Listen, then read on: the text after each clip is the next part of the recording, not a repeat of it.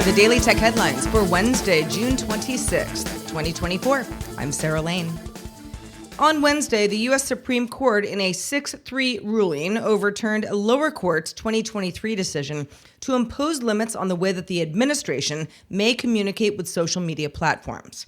SCOTUS rejected the previous challenge made on free speech grounds to how officials encourage the removal of posts deemed misinformation, including election and COVID information.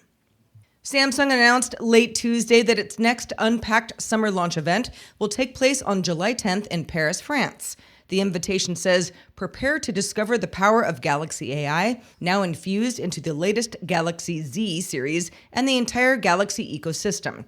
This probably includes a new Galaxy Z Fold 6 and a Z Flip 6, but is also rumored to include an official coming out party for the Galaxy Ring.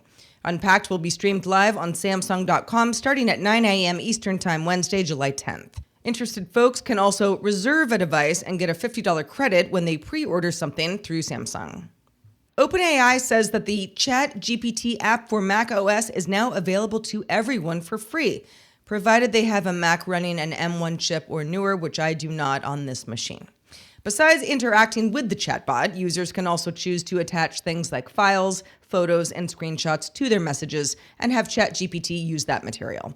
A voice mode feature is also available with ChatGPT, and OpenAI says the new version of voice mode with ChatGPT 4.0 capabilities will be available on the Mac within the coming weeks. Apple announced Wednesday that its Apple Diagnostics for Self-Service Repair is now available in 32 European countries, including France, Germany, the Netherlands, and the UK. This follows a US launch back in December.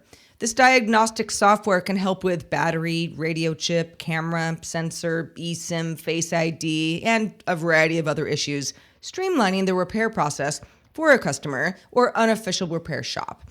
The tool currently supports a total of 42 Apple products. Apple says the tool will be available in Canada sometime next year. Laptop Magazine reports the new Microsoft Surface crushed on Geekbench 6 tests, easily ahead of the Intel Meteor Lake and MacBook Pros, but lags behind the Mac on video conversion and behind overall in gaming. That's due to the Snapdragon Elite X processor, which lots of other Copilot Plus PCs also have. Looks like the Surface is great for battery life, general use, and AI processing. PC Mag also said the build quality of the metal frame and the haptic feedback on the touchpad was impressive, also noting it was expensive compared to similarly configured competing PCs, and also noted the Windows app compatibility with the ARM CPU is a little shaky. The Verge reported great performance for most apps, and noted the 16 gigs of RAM in the base model was a nice spec bump for a $999 laptop. Starting Wednesday, Google Search is winding down its continuous scroll for search results and revert back to the classic pagination bar on its desktop experience. The company says that this change serves up better results faster on most searches, instead of automatically loading results that users haven't explicitly requested.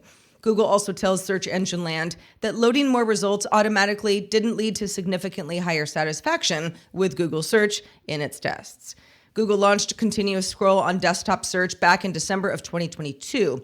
It will stay on mobile search, which it launched in October in 2021. Reuters sources say that Foxconn verbally told third-party recruiters in India not to hire women who are married for its Indian assembly plant, because married women might have higher absenteeism because of family responsibilities, and that their jewelry might interfere with production. This would be a violation of both Apple and Foxconn's policies, although Apple said it took action in 2022, conducting audits, and said that all of its suppliers in India now do hire married women. Foxconn says 25% of the women it hired in its latest round were also married. A former Foxconn employee told Reuters the prohibition isn't always enforced, like during high production periods or labor shortages. Tencent's new mobile game Dungeon and Fighter, or DNF Mobile as it's commonly known, is very popular in China. So popular that it broke the 100 million revenue mark in just 10 days after its release, according to data analytics firm Sensor Tower. DNF also sat atop the global game revenue growth chart for May and ranked 8th in overall revenue. DNF Mobile is based on a popular PC franchise and has been available elsewhere for years, but its China launch was delayed due to a temporary freeze on new game approvals. Logitech's new low-profile G515 Lightspeed TKL wireless keyboard has switches that are compatible with Cherry MX-style keycaps for easier customization and 120 hours of battery life with RGB off and 36 hours with it on at full brightness. The Logitech G515 keyboard is available now for $139. Finally, the Boox Palma, that's Boox spelled B-O-O-X, has a 6.1-inch e-ink screen and runs Android with the Play Store. It can also access books from multiple companies like Kobo, Amazon, and more, as well as do voice recording, music, and a bunch of other things. If you don't mind a slower refresh rate e-ink screen, the Boox Palma supports the Kindle app, Kobo, Readwise Reader, Pocket Cast, Spotify, Audible, Flipboard. It can even run email apps and also Slack. The Boox Palma is available now for $280. For more discussion of the tech news of the day, subscribe to dailytechnewsshow.com.